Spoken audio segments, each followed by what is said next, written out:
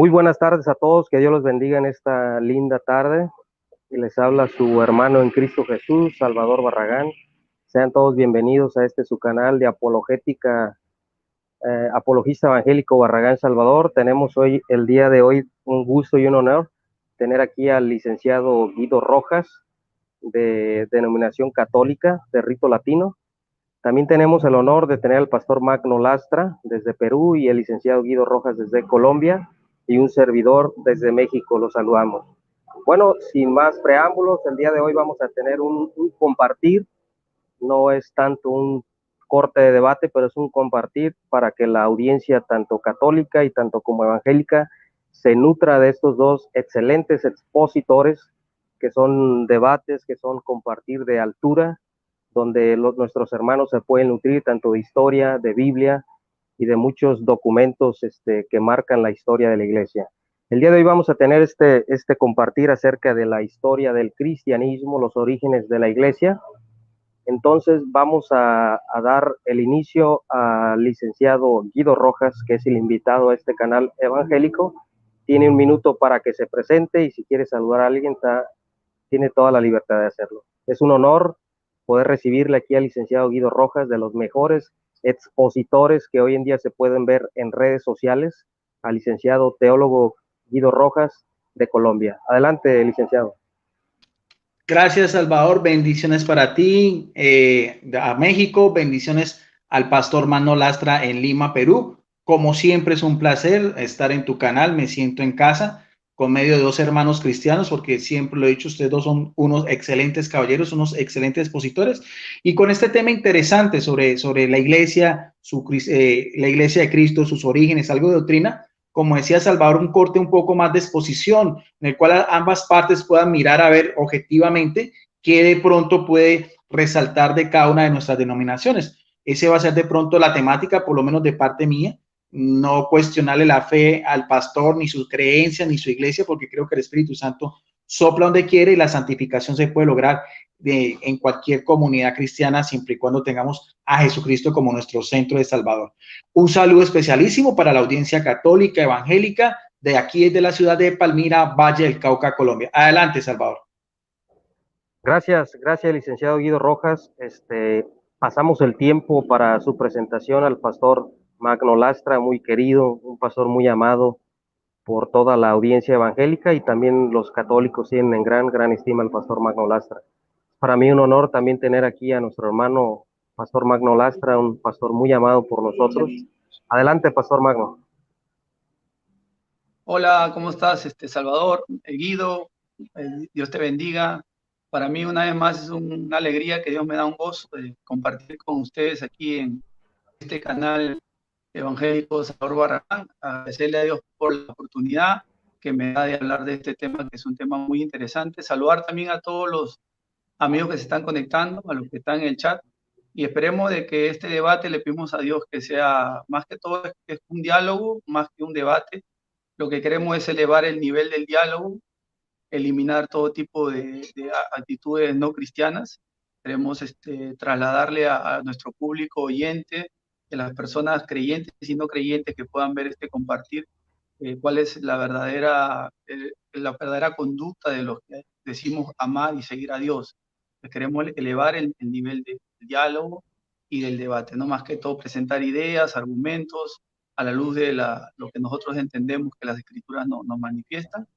Y una vez más tenemos ese gozo, esa dicha de que Dios nos da de poder anunciar su palabra. Así que sin nada más, Dios le bendiga, no se olvide darle me gusta al video y compartirlo también en sus redes sociales para que muchas personas puedan ver este compartir bíblico.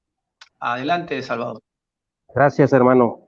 Bueno, si el licenciado Guido Rojas y el pastor Magno Lastra me lo permiten, me gustaría hacer una oración antes de iniciar, o si alguno de ustedes dos quiere orar, también adelante, para dar inicio antes de este compartir, para que todo sea para glorificar a nuestro Dios, ¿verdad? Aquí que el único victorioso sea nuestro Señor Jesucristo, y que todo sea para su gloria y para su honra. Entonces vamos a hacer una oración antes de iniciar. Padre eterno, en esta tarde, bendito Dios, te damos la gloria, te damos la honra, mi Señor, porque tú has sido bueno, porque tú has sido fiel. A pesar de todas estas adversidades, Señor, y de toda esta pandemia, de toda esta tempestad, de todos estos problemas, tú te mantienes fiel a los tuyos, Padre, fiel a tu congregación, Padre. Y te damos la gloria y te damos la honra, Señor, por este tiempo que nos das, por este canal que nos has dado, Padre, por estos dos invitados que tenemos aquí, Padre, y que todo esto, Padre, sea para honrarte, para adorarte, para glorificarte y que tu nombre sea exaltado sobre todo nombre, Padre. Bendice a la audiencia, Señor, bendice a los moderadores, bendice al licenciado Guido Rojas, bendice al pastor Magno Lastra, cuida a su familia, protégelos, Padre, y que todo esto sea para tu gloria y para tu honra. Te lo pedimos y te lo rogamos con acción de gracias, Padre eterno, en el nombre poderoso de nuestro amado Salvador Jesucristo. Amén. Muchísimas gracias a todos los hermanos que se están conectando. Aquí tenemos a nuestro moderador, Soldado de Cristo. Queremos dar la más bienvenida a los moderadores. Y como forma de apreciación, les hago un llamado a todos mis hermanos moderadores, por favor, que no bloqueen gente, al menos que sea algún mensaje ofensivo, descalificativo, o que tenga alguna grosería, pues sí tiene que ser eliminado el mensaje. Pero les pido por favor ahí que tengan un poco de tolerancia. Cada persona es libre de opinar, siempre y cuando sea respecto al diálogo y que sea respetuoso. Entonces, una llamadita por ahí a todos los moderadores, que gracias por apoyarme a moderar este canal, para que tengamos eso en cuenta. Entonces, les digo el formato, van a ser 20 minutos de exposición, terminando van a ser 15 minutos de refutación, se termina el diálogo y tienen 1 minuto cada uno de despedida. Cuando falten 5 minutos en cada tiempo de ambas partes, yo les voy a hablar más bien 5 minutos y ustedes siguen con su tema, y ya van a saber que me refiero a que son 5 minutos que falta para terminar, para que tengan tiempo de terminar su idea. ¿Están de acuerdo? Ok, entonces pongo mi cronómetro va a iniciar el pastor Magno Lastra. Permítame nada más poquito para poner el cronómetro. Serían 20 minutos de exposición.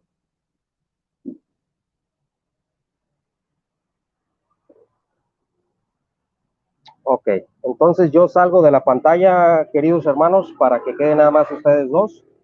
Y tiene 20 minutos pastor Magno Lastra desde... Usted me dice cuando usted esté listo y esté preparado. Voy. Amén. Estamos listos. Ok, adelante, pastor Magno.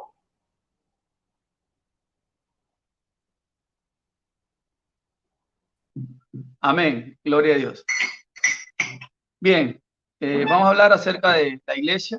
Es un punto de la eclesiología, es uno de los 10 tópicos principales que se manejan dentro de la teología sistemática. Es un tema amplio, vamos a tratar de serlo breve y conciso y hacia donde Dios nos ha permitido llegar en esta noche. Bueno, ¿cómo podemos identificar la iglesia verdadera teniendo pleno conocimiento de que no es ninguna institución, denominación, ni un templo, ni una jerarquía? Quiero comenzar hablando de un mito que suele usarse para presentar a la supuesta iglesia verdadera, que yo veo que es parte de un discurso aprendido de memoria y que se cita con frecuencia en foros, blogs, en redes sociales, pero imposible de demostrar a la luz de las verdades plasmadas en las escrituras y también en los registros históricos confiables, ¿no? Todo parte, pienso, de una distorsión acerca del concepto y la aplicación del término iglesia. Existen 4 aplicaciones cotidianas para el término iglesia. Una se refiere a la iglesia de Dios, que es el cuerpo místico de Cristo. La otra nos habla de una asamblea local, de una congregación. Y las dos últimas nos hablan de una denominación y finalmente del templo, ¿no?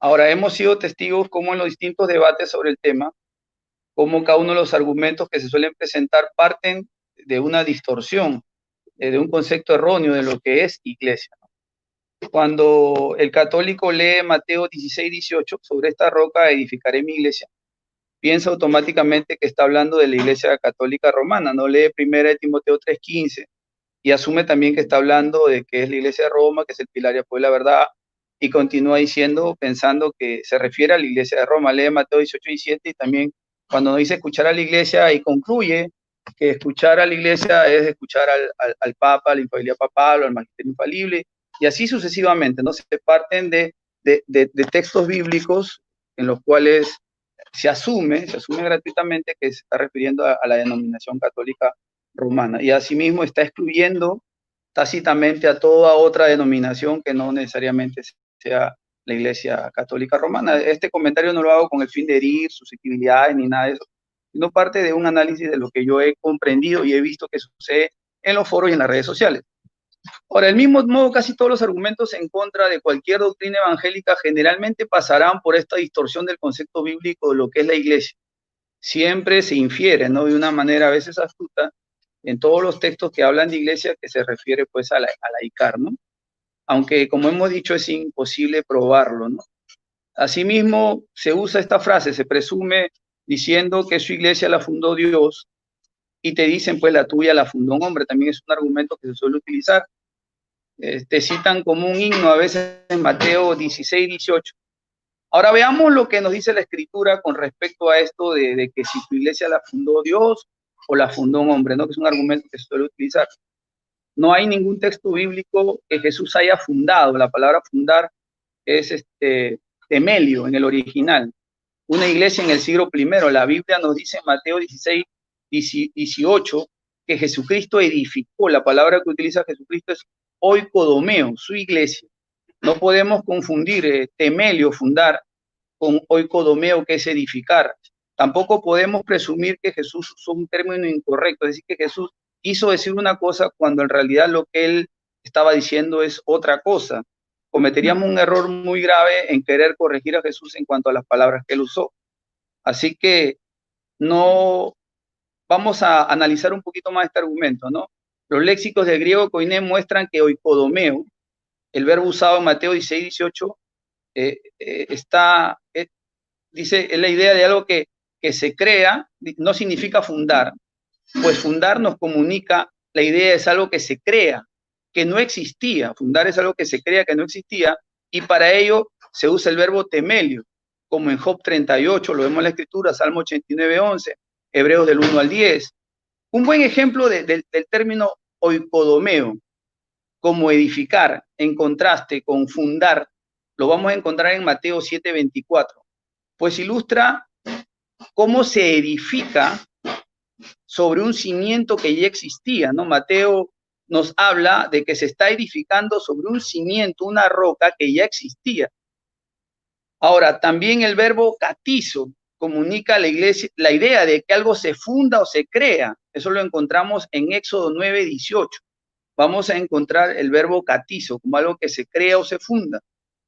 Pero desafortunadamente para nuestros amigos apologistas católicos, en Mateo 16, 18, no se usa ni el verbo temelio ni el verbo catizo, sino el verbo oikodomeo, que significa edificar, y nos refiere, como lo acabo de explicar, en contraste con Mateo 7, 24, a edificar sobre un fundamento preexistente. En este caso, nosotros los cristianos evangélicos estamos seguros que es sobre Cristo, esa roca preexistente desde el principio.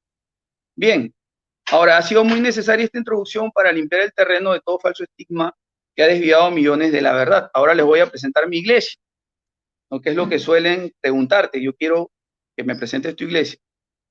Pero para ello usted debe saber qué cosa es la iglesia, ya que no es lo mismo asistir a una iglesia, a una denominación, que ser la iglesia.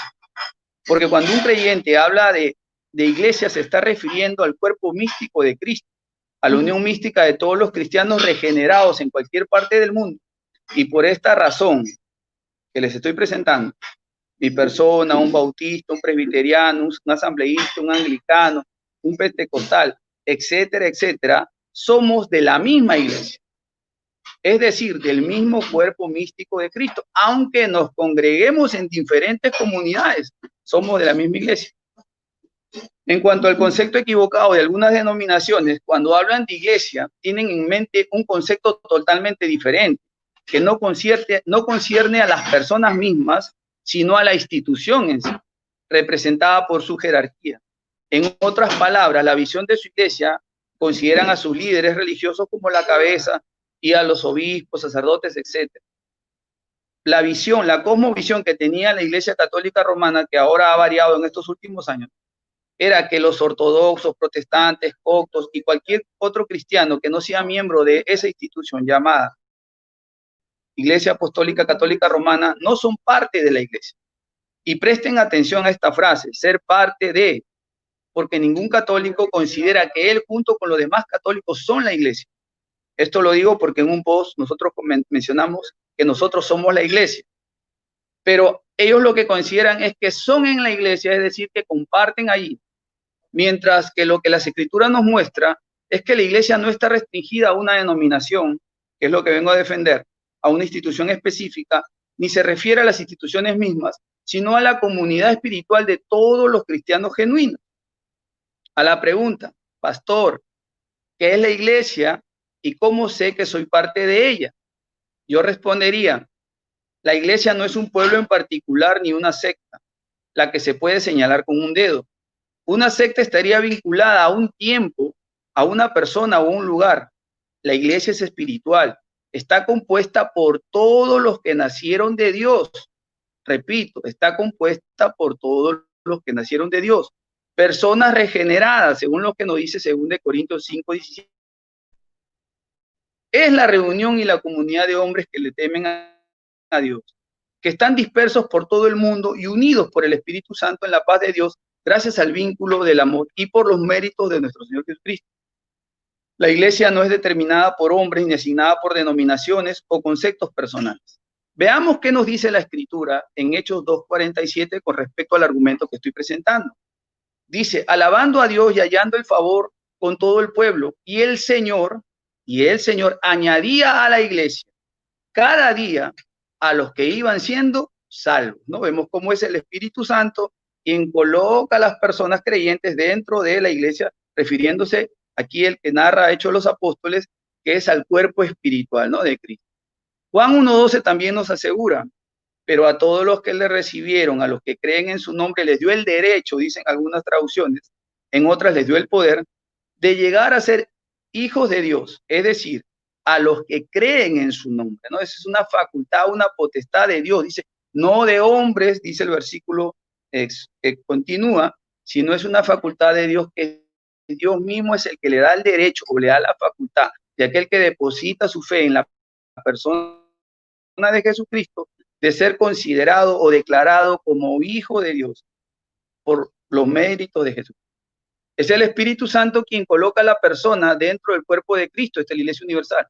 No lo puede hacer una denominación en particular, ni ningún rito, ni ninguna práctica religiosa. Este es el concepto básico de la iglesia cuando consultamos los diccionarios griegos también. El término iglesia proviene del griego eclesia, que nos refiere a llamados de afuera hacia adentro. Es un término secular que se manejaba muy bien en la época contemporánea, o sea, los apóstoles entendían ese concepto de iglesia. No era algo novedoso que Jesús vino a presentar, un concepto novedoso no era. Era un concepto que ellos manejaban porque dentro de la cultura ellos entendían a qué se refería cuando Jesús hablaba de iglesia. Ahora, el diccionario Strong nos habla acerca de lo que es iglesia dentro de sus definiciones.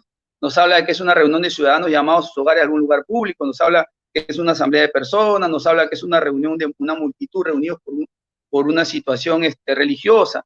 Pero dentro de las definiciones yo quiero resaltar que nos habla de la totalidad de cristianos dispersos por todo el mundo. Ahora, en base a eso, un análisis de las escrituras nos va a llevar irremediablemente a esta conclusión. La iglesia es el cuerpo de Cristo. El cuerpo de Cristo consiste en todos los cristianos verdaderos. Por lo tanto, la iglesia es todos los verdaderos cristianos. Ahora voy a defender mi primera premisa. Según Efesios 1:22 al 23, dice el Señor, y sostuvo todas las cosas debajo de sus pies, y sobre todas las cosas las convirtió en la cabeza de la iglesia, que es su cuerpo, es la iglesia, decíamos, el cuerpo de Cristo, porque el esposo es la cabeza de la mujer, así como es Cristo la cabeza de la iglesia, que es su cuerpo. Efesios 5:23. Por lo que sufro en mi cuerpo por la iglesia, dice, que es el cuerpo de Cristo. Así que esto lo vemos en Colosenses 1:24. Así que es clara la premisa número 1, que la iglesia es el cuerpo de Cristo. Ahora, para definir qué es la iglesia es suficiente saber qué es el cuerpo de Cristo. Esta es la premisa que vamos a defender, según 1 Corintios 12, dice, porque así como el cuerpo es uno y tiene muchos miembros, todos los miembros, siendo muchos, son un solo cuerpo, también lo es Cristo. Ahora, eres el cuerpo de Cristo y sus miembros en particular, nos dice el verso 27. Es lógico que cuando Pablo dice que usted es el cuerpo de Cristo, él no se dirigía a una institución religiosa, a una denominación, a un templo, antes se refería a los cristianos mismos, para quienes escribió. Para Pablo, todos los cristianos juntos forman el cuerpo de Cristo, siendo cada uno un miembro en particular. Es decir, el cuerpo de Cristo consiste en la totalidad de los verdaderos cristianos.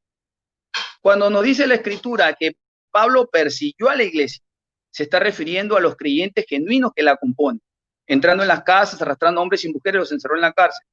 Cuando él escuchó, Saulo, Saulo, ¿por qué me persigues? Hechos 9:4. Pues Jesús consideraba que la persecución de la iglesia es una persecución hacia sí mismo.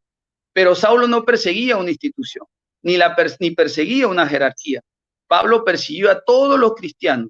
Eran la iglesia perseguida, una iglesia perseguida. La historia nos muestra en el inicio, en el principio, a una iglesia perseguida, no una iglesia sufriente, una iglesia perseguida, con quien Cristo se identificó. Cristo se identificó con esa iglesia perseguida, y es por eso que Cristo le dice a Saulo, Saulo, Saulo, ¿por qué me persigues? Él, al perseguir a la iglesia, estaba persiguiendo al mismo Cristo. Un caso similar lo encontramos en la oración de Pedro en prisión. Pedro, por lo tanto, fue encarcelado, pero hubo una oración incesante de Dios por parte de la iglesia por él. Hechos 12:5. La iglesia oró por Pedro, porque la iglesia no es una institución, organización impersonal, ni es un clero exclusivo, sino los cristianos mismos que interceden por el apóstol. También tenga en cuenta que Lucas, el escritor de Hechos, no dice reunidos en la iglesia, sino nos dice reunió a la iglesia, hablando de todos los cristianos genuinos, porque la iglesia eran los cristianos mismos que estaban ahí. Dice Hechos 14:27. Allí la iglesia se reunió. Perdón, un segundo. Informaron cuántas cosas habían hecho Dios con ellos y cómo había abierto la puerta a la fe de los gentiles. Que la iglesia no consiste en una institución o lugar, sino en los mismos creyentes que se reunieron para orar a Dios. Esto es aún más evidente en los siguientes textos, y los vamos a leer. Romanos 16, del 3 al 5, nos dice: saluden a Priscila y Aquila, mis colaboradores en Cristo Jesús, que arriesgaron sus vidas por mí. Estoy agradecido a ellos, no solo yo, sino todas las iglesias gentiles. Miren lo que dice Pablo, todas las iglesias gentiles. También saluden a la iglesia que se reúne en su casa. Para algunos, changarros, ¿no? Dicen que las reuniones en las casas, para algunos changarros, pero para Pablo el apóstol, inspirado por el Espíritu Santo, un hombre de Dios, un genuino apóstol, eran personas que se reunían. 5, ya, perfecto. Vamos a avanzar rápido. Bueno, gloria a Dios. Ahora, saluden a los hermanos, luego dice, saluden a los que albergan en su casa y a la iglesia que está en su casa, ¿no? Gloria a Dios, voy a tener que saltar un poquito a las cosas. Como vemos, el concepto de iglesia no está ligado al lugar, a una denominación en particular, sino a los cristianos mismos que adoran al Señor en espíritu y en verdad. Aquí habla de los que guardan los mandamientos de Dios y el testimonio de Jesús. Podemos ser parte de una denominación particular, así sea la más antigua, y no ser parte de la iglesia de Dios, y en eso tenemos que tener mucho cuidado. Estos cristianos a su vez pueden unirse para orar a Dios en un lugar de su elección, y es ahí donde entran las casas, los templos, denominaciones, etcétera, que no son la iglesia misma, hablando de la edificación física, sino el lugar de culto para que la iglesia se encuentre. Es por eso que cuando Pablo nos dice, quien habla en otro idioma se edifica, pero quien profetiza edifica a la iglesia. No está hablando del trabajo de albañilería, ¿no? Sino de un trabajo espiritual. Es curioso, irónico a veces observar que la iglesia tradicional limitó esa prerrogativa a una jerarquía, ¿no? Y a veces es una separación. La Biblia nos dice que Pablo y Bernabé fueron recibidos por la iglesia, los apóstoles y los ancianos, informaron todo lo que Dios había hecho a ellos. Luego los apóstoles y los ancianos les pareció bien con toda la iglesia, habiendo elegido hombres entre ellos y enviarlos junto con Pablo y Bernabé a Antioquía. Eran judíos llamados Barsabas y Silas, hombres notables entre los hermanos. Hechos 15:22. En lugar de hacer que la iglesia consistía solo en la jerarquía, el autor inspirado subvierte el paradigma y enfatiza a los creyentes comunes como la iglesia. Esto no significa, no quiero decir que la jerarquía no es parte de la iglesia, sino que la prioridad era para todos los creyentes comunes, y por lo tanto Jesús nos dice que va a construir su iglesia no está hablando del fundamento institucional de ningún tipo de religión particular, sino está hablando de la edificación espiritual de todos los cristianos, de todo el pueblo de Dios que está conectado en Cristo Jesús. Y cuando habla de que la iglesia es el pilar y el apoyo de la verdad, no está hablando de una denominación llamada con el nombre que tú le quieras poner, sino de los verdaderos cristianos cuya misión es observar, guardar, transmitir la palabra de Dios al mundo. Por eso estamos como pilares de la verdad, siendo la palabra el fundamento mismo y la verdad verdadera en la que se basa esta predicación. De manera similar, en Mateo 18:7, Jesús no dice acerca de escuchar a una denominación en particular, sino está diciendo de escuchar la verdad que le fue trasladada a la iglesia.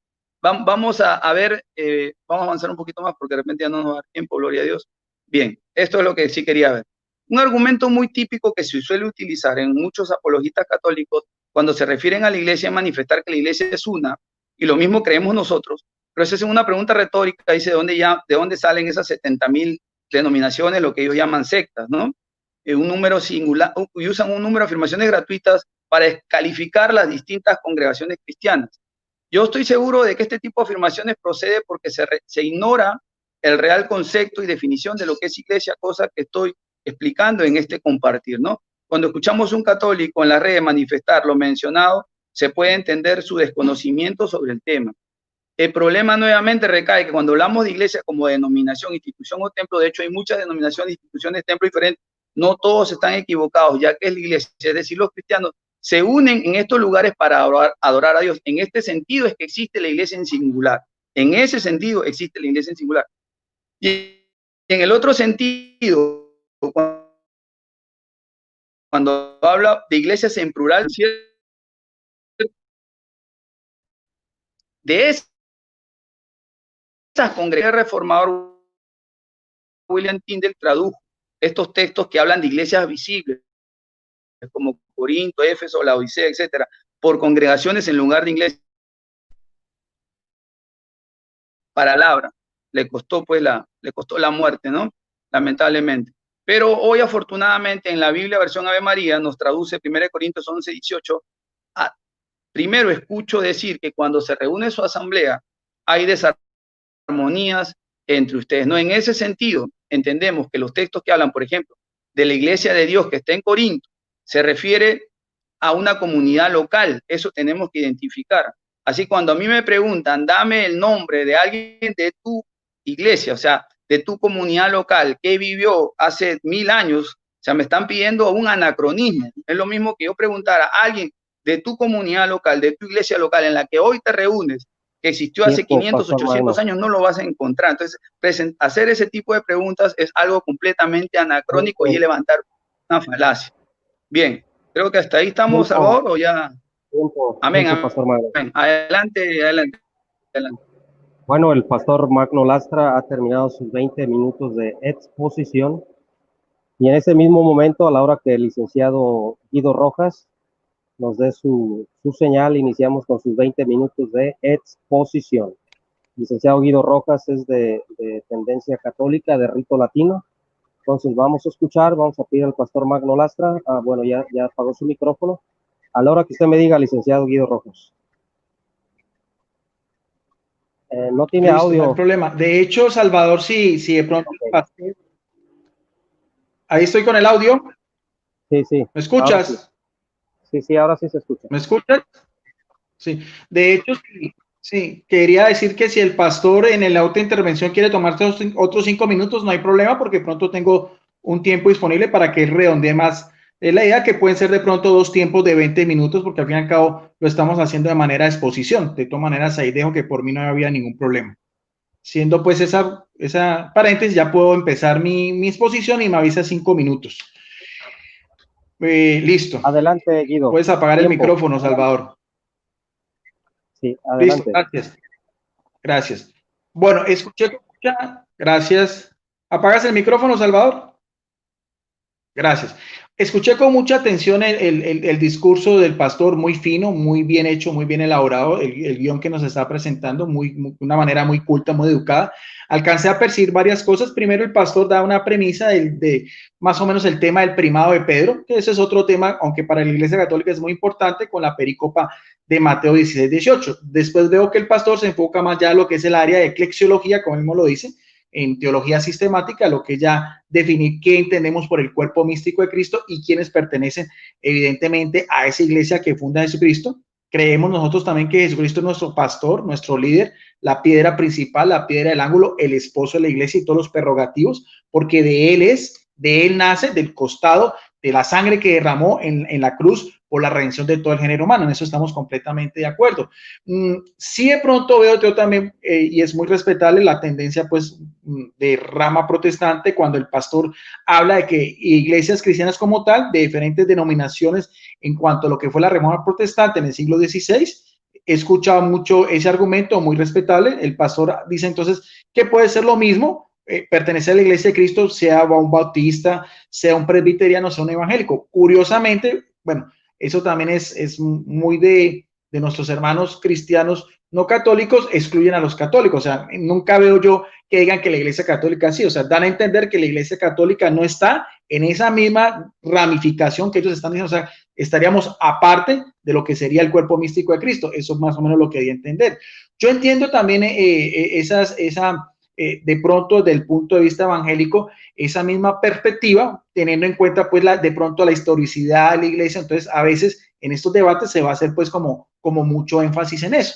Pero hay que tener en cuenta que ya para la iglesia católica actualmente no era el pensamiento, por ejemplo, de San Cipriano de Cartago en el siglo III, un obispo católico, cuando decía en latín extra ecclesia nulla salves, o sea, fuera de la iglesia no hay salvación. Hay que entender ese concepto en su tiempo. En el tiempo él era por la herejía de los novacianos.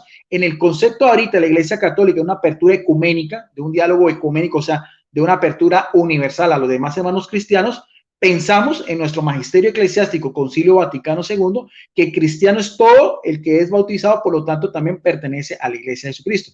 El Espíritu Santo actúa y puede soplar en comunidades que no hagan parte de lo que nosotros conocemos como la iglesia católica, apostólica y romana. Haciendo esa salvedad, que es más o menos a manera de introducción, más o menos lo que pude percibir del pastor Manuel Lastra. Por lo general mis exposiciones son muy interactuadas y muy gráficas, muy didácticas. Me gusta mucho utilizar material en físico, más que todo de la rama evangélica, para así de pronto soportar un poco lo que yo voy a dar a entender. Una de las cosas que uno ve, por ejemplo, de muy buena fe, porque a veces uno no puede pensar que los reformadores, por ejemplo, Martín Lutero en el siglo XVI, Juan Calvino, Enrique VIII, John Wesley, no tuvieran una mala intención de lo que ellos pensaban, sería una ruptura con la iglesia católica romana, pero siempre he escuchado yo de que ellos dicen, a nivel pues de que dicen, de que la iglesia católica como tal históricamente se pervirtió, se empezó a mezclar con paganismo, cayó en la apostasía, escucha inclusive a sectas ya más radicales, con el cual ya la iglesia católica no tiene ningún vínculo. Estamos hablando de testigos de Jehová, es así que nosotros consideramos sectas, asambleas de Dios, pentecostales, mormones. Ellos mismos dicen, como no son parte de esa misma historiosidad, sacan ese sofisma o distractor diciendo de que ya la iglesia apostató casi ya a finales del siglo I, que eso es algo un poco difícil de probar desde el punto de vista bíblico. Entonces, cuando nosotros escuchamos a los reformadores, decían, no, queremos volver a una iglesia primitiva, lo que era la iglesia de los primeros cristianos, a la iglesia de los tiempos de los apóstoles. Bien, yo no niego de pronto la parte humana de la iglesia. De hecho, también en la misma pericopa que utilizaba el pastor Manuel Lastra de Mateo 16, 16, 18, cuando le dice, tú eres Pedro, sobre ti edificaré mi iglesia, las puertas del Hades no podrán prevalecerla, porque al fin y al cabo la iglesia de Jesucristo. Entonces, hablar de errores históricos, hablar de pecados, eso hay en todo el cristianismo como tal. No hay una sola iglesia cristiana que pueda decir que todos sus miembros sean santos, puros, inmaculados, como tampoco lo hubo en el pueblo de Israel, y no por eso dejó de ser el pueblo de la primera alianza. Yo veo en sí 5 tópicos que tengo para hoy que identifican a la iglesia romana con lo que es la historicidad o lo que era lo que los primeros cristianos pensaban y la forma como la iglesia se fue organizando. Vamos a utilizar, yo utilizo Biblias en físico, esta es de mi colección, esta es la Biblia de Estudio Raleigh, esta es una Biblia evangélica hecha por un doctor en Sagradas Escrituras, doctor Charles E. Raleigh, con maestría y doctorado. Estas son Biblias, como siempre, evangélicas, y son de la Reina Valera del año de 1960. O sea, haciendo esa claridad para mirar de que pues voy a utilizar material evangélico. Hay una cita bíblica que también a mí me llama mucho la atención cuando vamos a hablar del tema de eclesiología, que es el libro Los Hechos de los Apóstoles, escrito por el evangelista Lucas. ¿Por qué? Porque es también llamado como el Memorial de los Apóstoles o las Actas de los Apóstoles, porque nos da a entender así, a grosso modo, en 28 capítulos, unos rasgos muy característicos de la iglesia que ya deja a Jesucristo en manos de los apóstoles. Porque el término apóstol en griego es apóstol, o sea, el enviado, el que hace las veces de, el que hace los recados de, el que es enviado por otro para una misión especial. En este caso, Jesucristo, él cumple su misión, nos redime, nos da sus mandatos, nos da sus preceptos, funda su iglesia, porque al fin y al cabo ese término iglesia, como lo decía el pastor, aparece de una manera tasativamente en Mateo 16, 18. O sea, es una iglesia de Jesucristo en singular. Ahora, yo no voy a caer en esa falacia, como dice el pastor, entonces que si las otras iglesias son changaros o son fundadas por hombres, porque decía, esa no es la temática teológica del Concilio Vaticano II, entonces hacer ese tipo de exclusiones, no. Creemos y pensamos que el primer mandamiento en el ser humano es la libertad humana. O sea, cada persona tiene la libertad y la opción de escoger el guiarse por los preceptos del cristianismo dados por Jesucristo en cualquier tipo de congregación. Eso no excluye que también yo, como un teólogo católico, vea así ciertos parámetros, ciertos lineamientos que también nos da a entender de que lo que creían los primeros cristianos o su forma de organización va muy de acorde con lo que pues hoy en día es la Iglesia Católica Romana. En el libro Hechos de los Apóstoles, capítulo 1, verso 8, que son, por así decirlo, el testamento final de Jesucristo a sus discípulos, sabemos que ya eran 11, liderado por Pedro, porque eso sí también no podemos negarlo. Hay muchas citas bíblicas, tanto en los evangelios como en los primeros capítulos de Hechos de los Apóstoles, donde nos demuestra también el liderazgo que Jesucristo mismo impuso sobre este frágil pescador del mar de Galilea en el norte de lo que era la Palestina antigua. Y Jesucristo dice de una manera muy tasativamente, Biblia evangélica aparece en rojo, dice en el versículo 8, pero ya, sabiendo que él se va a ir y que ya los apóstoles van a estar encargados de su iglesia, dice, pero recibiréis poder cuando haya venido sobre vosotros, ¿quién? El Espíritu Santo. Y me seréis testigos míos, el término testigo mártir, en Jerusalén, en toda Judea, en Samaria y hasta los últimos de la tierra. Eso exegéticamente tiene una connotación muy interesante. Primero porque son palabras finales de Jesucristo, dirigidas a sus apóstoles. Lo que primero que vamos a entender acá, y es lo más interesante, es que quien va a estar encargado de la iglesia van a ser dos. Divinamente hablando, como dice acá, poder, el término poder es un sustantivo en griego koiné, dunamis quiere decir poder, potestad, fuerza, maravilla, algo que viene de lo alto, o sea, que no va a ser cualquier tipo de poder. Es un poder del Espíritu Santo, la tercera persona de la Trinidad, que ha actuado de manera plena, tasativamente y de una manera visible desde el Pentecostés hasta nuestros días. ¿Por qué? Porque es fuerza que viene divinamente hablando. O sea, no es como nosotros que podemos tener nuestras fragilidades, nuestras flaquezas, o de pronto también nosotros podemos dar la espalda a Dios. Eso no lo hace Él. Entonces, esas palabras que hace Jesucristo inicialmente diciendo, recibiréis poder venido de lo alto, ¿ve? Espíritu Santo, ¿para qué? Para ser testigos de ¿quién? De Jesucristo, porque sigue siendo la iglesia de Jesucristo. Sigue siendo Él el que va desde lo alto ya con el Espíritu Santo, va a seguir custodiando ya otra vez en las huestes celestiales al lado del Padre en su trono divino, ya después de habernos redimido, que muestre sus cicatrices, como lo mostró al apóstol Tomás, lo que costó la redención del género humano. Pero entonces aquí hay una característica muy especial. El sello característico va a ser el Espíritu Santo. Testigos de Jesucristo mártir, el término mártir también indicaría también hasta el derramamiento de sangre, como decía también Tertuliano, uno de los padres de la iglesia en el siglo III, sangris Christianum semen Christianorum, la sangre de los mártires es semilla para nuevos cristianos, y nos da el panorama en el cual es la iglesia de Jesucristo, o porque en eso estoy completamente de acuerdo con el pastor, es la iglesia de Jesucristo, empieza en Jerusalén, capital religiosa, política y social del pueblo de Israel, teniendo en cuenta pues la connotación de lo que era el templo, de lo que era pues los hechos más importantes en la vida de Jesucristo, donde él en el Calvario murió y en la tumba después de José Arimatea resucitó.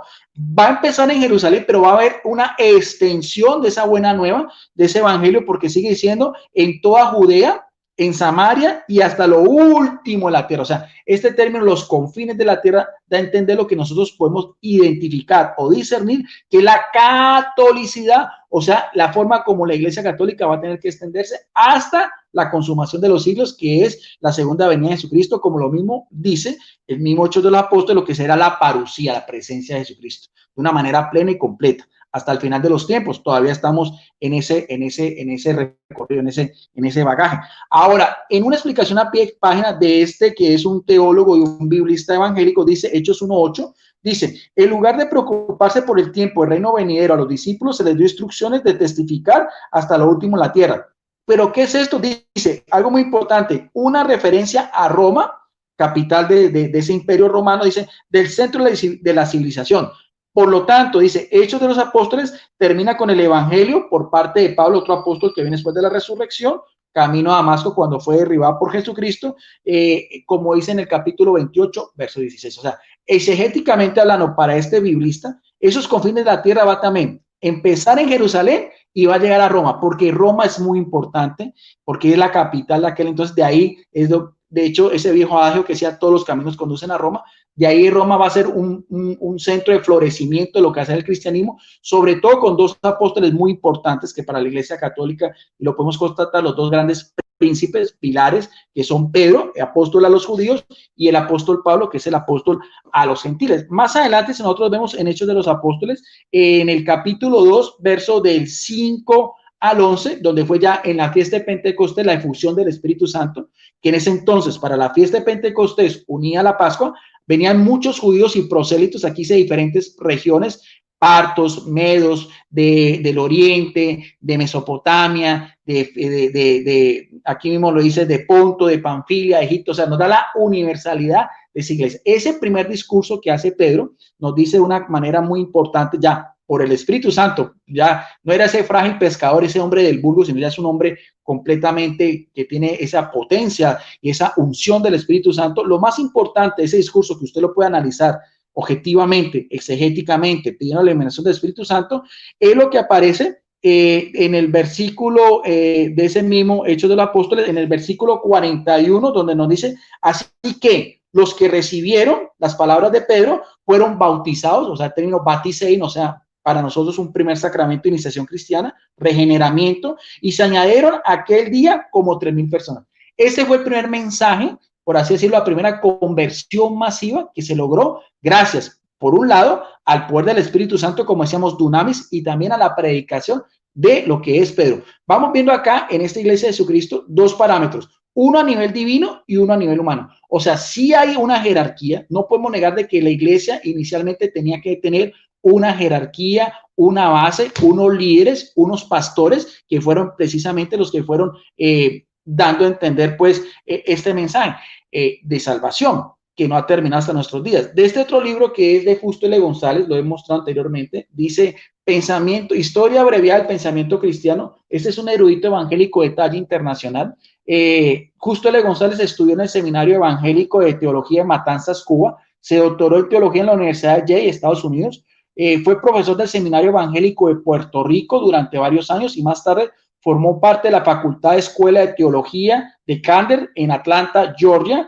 En la actualidad sigue vigente, se dedica a las obras literarias en la que su producción es muy prolífera y de gran valor. O sea que estamos hablando de un historiador, de un erudito evangélico de talla internacional, prolífero escrituralmente hablando y que no es católico. Inclusive que todo esto, como estoy mostrando, son Biblias y son libros de historia de la editorial CLIE que no son católicas. Ahora, porque si vamos a hacer la trascendencia, porque no podemos quedarnos solamente en la época de los apóstoles y después pasar a la reforma protestante, tenemos que seguir ese mismo hilo conductual, porque tenemos que mirar a ver qué pasó con la iglesia de Jesucristo en el siglo II, en el siglo III, en el siglo IV, así ir mirando ese panorama histórico, porque si no, no tendríamos una visión amplia de lo que podemos hablar de eclesiología como el cuerpo místico de Cristo. Resulta que uno de esos discípulos de los apóstoles, que no se mencionan ya en la Biblia, porque no todo está escrito en la Biblia, como decíamos, Hechos de los Apóstoles tiene 28 capítulos, como decíamos, es como el primer parámetro, pero ahí en adelante ya conocemos lo que es por medio de la tradición cristiana, o sea, esa otra fuente que es importante para estudiar los orígenes del cristianismo, mirar a ver qué es lo que pasó con esa iglesia de Jesucristo. Un personaje de esa misma época muy conocido es Ignacio de Antioquía. De este diccionario teológico que yo tengo acá, este diccionario teológico es evangélico, es el diccionario teológico, aquí mismo lo voy a mostrar, diccionario teológico TEL, 5 minutos, Guido. Gracias. Nos dice que Ignacio de Antioquía, nos dice, se le daba, aquí no podemos mirar a ver, nos dice que se le da el título de teosforoi, que viene del término teosporos, seguidor de Dios o nacido de Dios. Este término parece haberse usado algunas veces entre los primeros cristianos como aquellos que poseían a Cristo en su espíritu. Así, este personaje, Ignacio de Antioquía, martirizado alrededor del año 110 de Cristo, tuvo el título nombrado de teosforo, aunque fue explicado por algunos como debido al hecho, según la tradición cristiana, de que fuera uno de los niños que había bendecido a Jesucristo en su ministerio público. Resulta que este personaje, como decíamos, Ignacio de Antioquía, que recibe ese título de seguidor de Cristo, fue discípulo inmediato de Pedro y de Pablo. Aparte de eso, fue un episcopo, o sea, era un superintendente. Da 7 cartas muy importantes, camino al martirio, y aparte de eso, pues también derrama su vida por Jesucristo. En una de esas cartas que me parece interesantísima para analizarla, dice aquí en el libro de Justo L. González, página 30, dice: para Ignacio, la iglesia es una. Mire bien que está identificando ese trampolín del siglo I al siglo II, y en el quien primero es el que primero emplea la ¿qué? Iglesia católica. Cuando nosotros hablamos de iglesia católica, no es de una denominación, no es de una entre varias, no, era la forma como los primeros cristianos ya del siglo II, un seguidor directo de los apóstoles, identificaban, por así decirlo, las cualidades propias de esta misma iglesia. Esta unidad, dice bien este historiador teólogo protestante, de la iglesia se debe no a la armonía o al buen espíritu de los cristianos que tenían entre sí. No es tanto por el lado humano, sino a la presencia de ellas de quién, del mismo Jesucristo. O sea, tenían como, sigue importante eso, es porque esa iglesia católica era porque tenían a Jesucristo. Esto no quiere decir, sin embargo, que la unidad de la iglesia sea puramente espiritual, o sea, algo místico, sino al contrario, la unidad de la iglesia se basa, aquí no le decimos, en una jerarquía que representa a Dios Padre, a Cristo y a los apóstoles. ¿Cómo era esa jerarquía? Pues habían episcopos, habían presbíteros y habían diáconos. Igualmente, dice en la página 31, otro también seguidor de los apóstoles, Policarpo de Esmirna, también discípulo inmediato del apóstol Juan, vivió un poco más, hacia el año 120 más o menos, dice: el martirio de Policarpo también regó la vida por Jesucristo por las persecuciones romanas, es la obra más antigua de su género que se conserva. Es una carta escrita para la iglesia de Esmirna, a la iglesia de Filomenio y a toda la iglesia católica. O sea, las primeras comunidades cristianas que se iban formando en Asia Menor ya se les identificaba como iglesia católica en el sentido de la universalidad. No una distinción entre otras, no, era la única iglesia. Esa iglesia tenía asistencia del Espíritu Santo, ya era guiada por discípulos inmediatos de los apóstoles, con 3 jerarquías que eran episcopos, presbíteros, diáconos, y también en un ambiente de persecución del Imperio Romano. El mismo Imperio Romano que después vamos a hacer mención, por ser la capital también, después con 3 grandes apóstoles, 2 en especial, Pedro y Pablo, por el cual después decimos que es católica, apostólica y romana. ¿Cuánto me queda, Salvador? Salvador, ¿cuánto tiempo me queda? 2 minutos, Guido. Bueno, 2 minutos. Ahora, otra característica muy importante de los primeros cristianos era la celebración como tal. Para nosotros los católicos, nuestro culto es la Eucaristía, y es algo que también podemos constatar en la Biblia. En esta misma Biblia, estudio de Raleigh, dice en Hechos de los Apóstoles, capítulo 2, verso 42, dice: y los primeros cristianos, ¿en qué perseveraban? ¿Qué era importante para los primeros cristianos? Dice, en la doctrina de los apóstoles, también muy importante, o sea, un corpus doctrinal, y en la comunión unos con otros, o sea, en la fraternidad, y también en el partimiento del pan y las oraciones. Este término partimiento del pan nos dice acá un teólogo, un biblista, pastor protestante, nos dice: el partimiento del pan es la celebración de la cena del Señor. O sea, cena del Señor, fracción o Eucaristía, era la forma como los primeros cristianos celebraban sus reuniones, como dice también en Hechos 20, en Hechos 27 decían el primer día de la semana, que era el día domingo o el día del Señor. Ahora, ¿cómo identificaba? Con esto termino. Este mismo discípulo Ignacio de Antioquía, que recibió doctrina directa de los apóstoles Pedro y Pablo, se lo pueden constatar ustedes.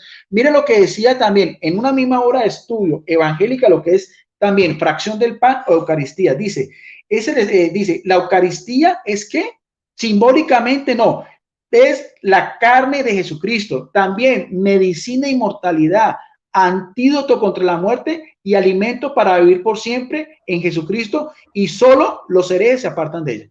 O sea, también podemos demostrar que el culto de la Iglesia Católica, nuestras Eucaristías, gracias, es desde el tiempo de los apóstoles. Gracias.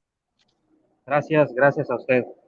Bueno, muy buena exposición, excelente exposición de altura de ambos expositores. Queremos saludar a la audiencia que nos acompaña aquí en esta tarde, a Carlos Enríquez, al hermano Álvaro Hernández, que es moderador, al hermano Juan Peña, a Corazón de Zafiro, a Carolina Montes, a nuestro hermano César Moncada. Queremos saludar también a Winston Medina, al pastor Winston Medina, Dios lo bendiga.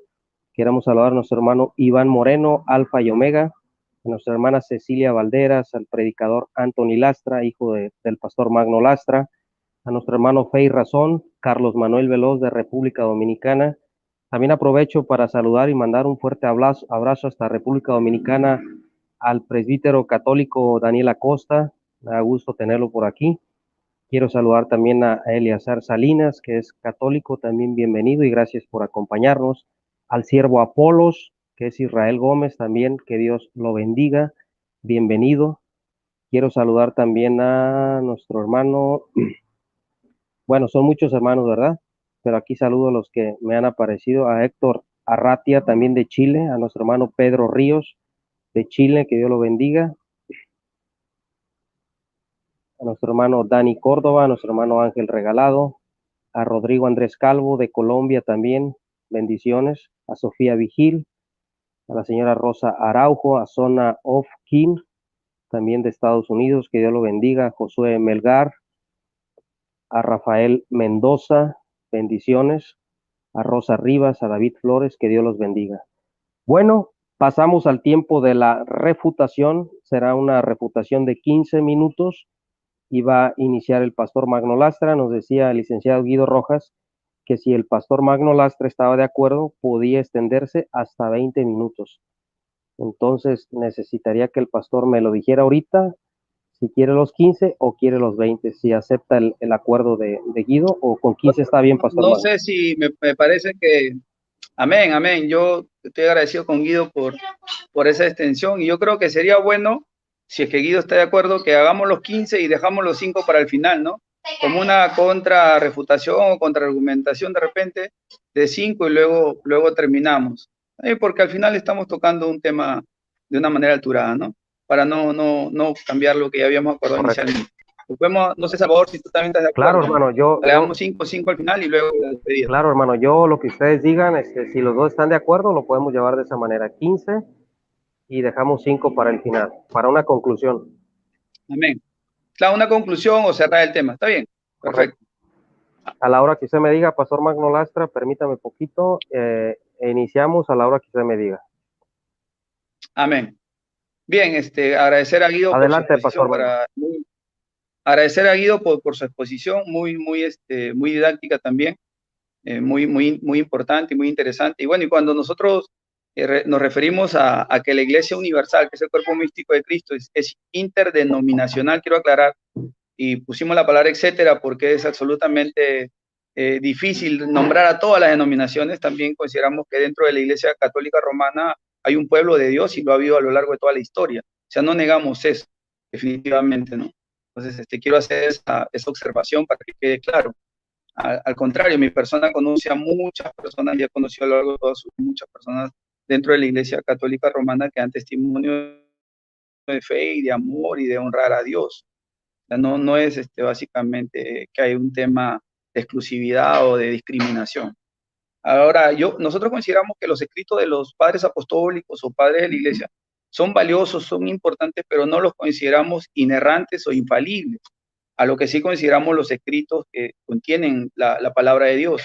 Ahora, vamos a ver cuál era el pensamiento del apóstol Pablo con respecto a esto de la sucesión apostólica o del valor ministerial, o de este tema de la infalibilidad con respecto a doctrina, ¿no? O sea, ¿qué es lo que Pablo valoraba? Pablo valoraba su ministerio por encima de la verdad. Pablo respetaba o él había entendido que había un primado sobre algún tipo de ministro o sobre ellos mismos como colegio apostólico. ¿Qué es lo que Pablo valoraba y qué es lo que dice la Escritura con respecto a esta verdad que hoy voy a presentarnos? Porque Pablo, cuando le habla a la iglesia en Gálatas, le dice: estoy maravillado de que tan pronto se hayase alejado del que os llamó por la gracia de Cristo, dice, para seguir un evangelio diferente. No es que haya un evangelio diferente, sino que hay algunos que os perturban, dice, y que quieren pervertir el evangelio de Cristo.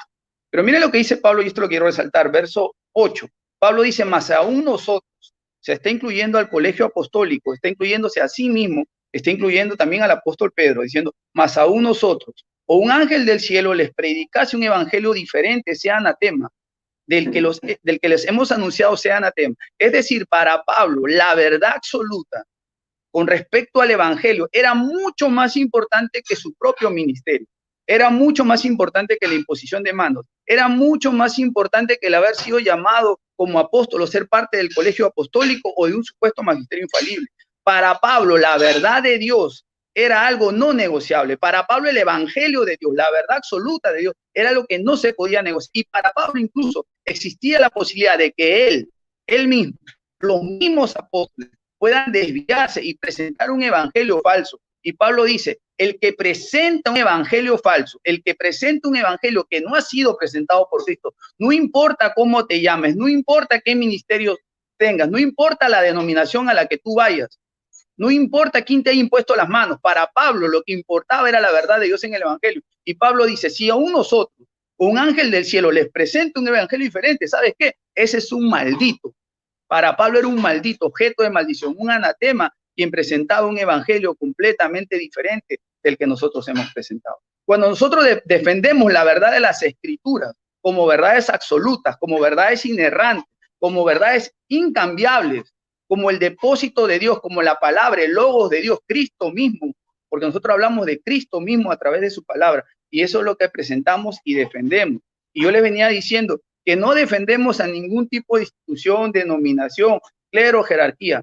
Defendemos una verdad que ha sido trasladada por Dios por medio de su palabra. Pablo nos dice también, escribiéndoles, que el que no se conforma a las palabras de Jesucristo nada sabe del ir acerca de cuestiones y contiendas que traen disensiones, pleitos, cosas que no vienen de Cristo, Jesús nuestro Señor y Salvador. No negamos que la iglesia tiene una historia. Siempre la iglesia y la antiiglesia han venido peleando a través de toda la historia. Lo que nosotros sí negamos es esa prerrogativa de exclusividad que algunas denominaciones pretenden usurpar. Una prerrogativa de exclusividad que algunas organizaciones religiosas pretenden usurpar, las cuales Cristo no les ha dado, porque el Señor mismo dice: el Señor conoce a los que son suyos. Y las ovejas de Dios oyen la voz de su pastor, que en este caso nuestro pastor universal es Jesucristo. Es el único que es infalible, es el único que no miente y es el único que no se equivoca.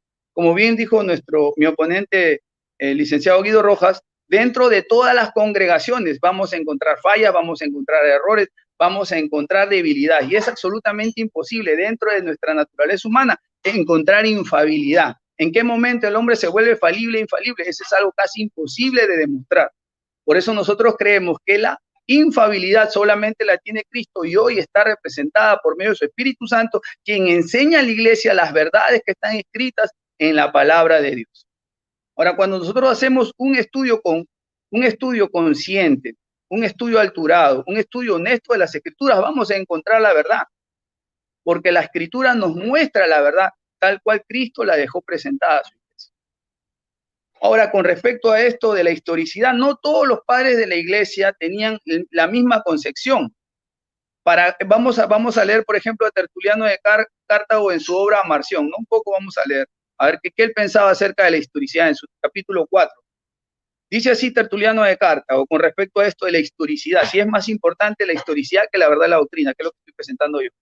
Ahora, lo que debe resolver el punto para nosotros, excepto que sea ese desde el principio de tiempo, que rige que la autoridad recae en lo que se considera más antiguo y asume como una verdad elemental, que la corrupción de la doctrina pertenece al lado que será condenado por la tardanza comparativa en su origen, porque en cuanto error es la falsificación de la verdad, debe ser que la verdad, por lo tanto, precede al error.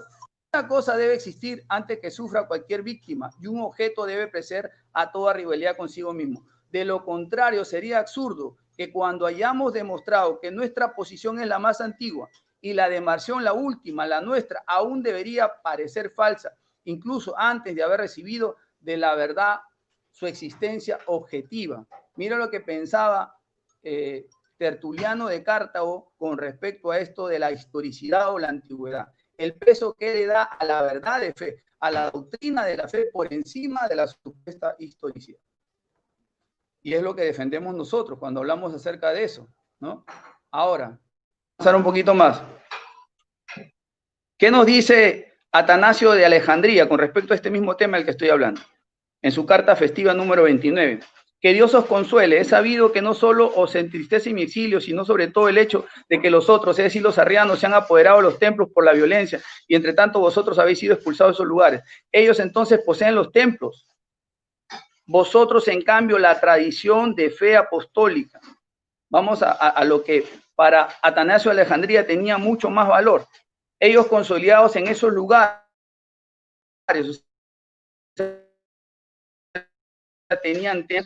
consideraban que tenían, están en realidad al margen de la verdadera importancia, a la esencia del mensaje, a la enseñanza pura.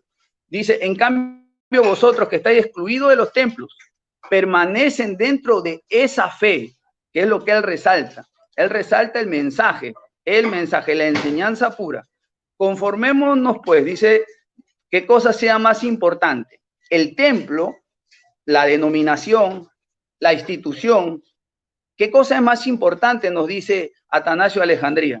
Vamos, consideremos qué cosa es más importante, dice. El templo o la fe. Resulta evidente, desde luego, que es más importante la verdadera fe. O sea que para él lo más importante era la verdadera fe o una fe genuina. Uy, se me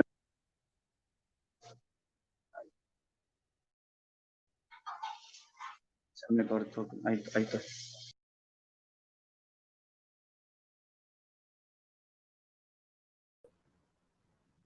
Bueno, creo que se le fue la señal al pastor Magno Lastra. Le voy a detener su tiempo para ahorita que regrese. ¿De acuerdo, Guido? Sí, si quieres pues saludar a la audiencia porque me queda admirado la gran cantidad de público que hay, gente de muy alto nivel que está pendiente de este compartir bíblico, que me siento muy honrado porque las personas que tú nombraste son muy conocidas, claro, tanto en el mundo católico como evangélico. Claro. Vamos a saludar a nuestro hermano Carlos Manuel Veloz de República Dominicana. Aquí está el presbítero también Daniel Acosta, licenciado Guido Rojas, para si quieres saludarlo. Tenemos también al pastor Winston Medina, tenemos al hermano Juan Peña, al hermano Alfa y Omega, a Carlos Enríquez, creo que es el agnóstico. Ya llegó el pastor Magno. Vamos a darle la entrada. Listo, pastor Magno. Hola, perdóname, hermano Guido. Se cayó el wifi, gloria a Dios. Ahí todo estamos. Está bien, hermano. Le detuve su tiempo. Salvador, le detuve su tiempo. Salvador. Tiene. Ya. Sí, hermano. Lleva 9 minutos. ¿Cuánto me queda más o menos? Le quedan 6 minutos. Le quedan 6 minutos. Le restan 6 minutos 9. para que termine ya. su reputación. Está bien. Van 9. Amén. Adelante. Amén. Bien. Le hablaba de. Gloria al Señor. Sí. Les hablaba de Atanasio de Alejandría, ¿no? Le estaba comentando acerca de lo que él consideraba mucho más importante. Dice, el lugar ciertamente es bueno, o sea, refiriéndose al templo, a la estructura física, supuesto que allí se predique, o sea, el lugar, la estructura, la denominación es buena, supuesto que allí se predique la fe de los apóstoles. Para él era importante, miren, el mensaje, él valoraba la verdad del mensaje. Es santo si allí habita el santo. O sea, un lugar es santo cuando, como bien decía Guido, cuando el Espíritu Santo mora en ese lugar es santo. Vosotros sois dichosos de que por la fe permanecéis dentro de la iglesia. Miren cómo el concepto que él tenía de iglesia, la eclesiología de este padre de la iglesia, muy acertada, porque él no decía vosotros. Sois dichosos de que por la fe permanecéis dentro de la iglesia. Descansáis en los fundamentos de la fe y gozáis de la totalidad de la fe. Por lo tanto, nadie prevalecerá jamás contra vuestra fe, mis queridos hermanos. Y si en algún momento Dios os devolviere los templos, será menester el mismo convencimiento que la fe, con esto concluye, es más importante que los mismos templos. Muy acertada la carta que acabamos de leernos con respecto a lo que nosotros predicamos, dice. Ahora vamos a lo que Guido mencionó hace un momentito de Justo González, ¿no? Que es un erudito, que la verdad que sí, nosotros valoramos mucho la información. Y nosotros también por ahí tenemos algunos libros físicos, más la mayoría son digitales. Hablando de la catolicidad, ¿no? Que fue un tema que Guido tocó, que me parece muy importante. El diccionario teológico nos habla de la catolicidad y nos dice que nos habla de la universalidad, que es lo que Guido les había comentado, ¿no? La catolicidad se refiere a la vocación, ¿no? Dice el diccionario manual teológico, de la iglesia, de estar presente en todo lugar, así como su continuidad, ¿no? La continuidad de ese mensaje a través de todos los tiempos. Eso nos habla el diccionario y creo que con eso ambos concordamos con respecto a la catolicidad de la iglesia, ¿no? Ahora, ¿qué nos dice Justo González en su tomo 1, en la página 100, con respecto a la iglesia católica y a esta catolicidad? Esto es lo que quería decir en sus orígenes la frase iglesia católica. La palabra católica quiere decir universal, pero también quiere decir según el todo, en ambos sentidos, frente a los herejes. La iglesia del segundo siglo, dice, comenzó a darse el título de católica. O sea, Justo González es honesto en reconocer que la iglesia a partir del segundo siglo se comenzó a dar, o sea, es auto. O sea, la iglesia es la que se da el nombre. Ese nombre católico no se lo da Cristo. No lo encuentras que Cristo le llama a la iglesia católica.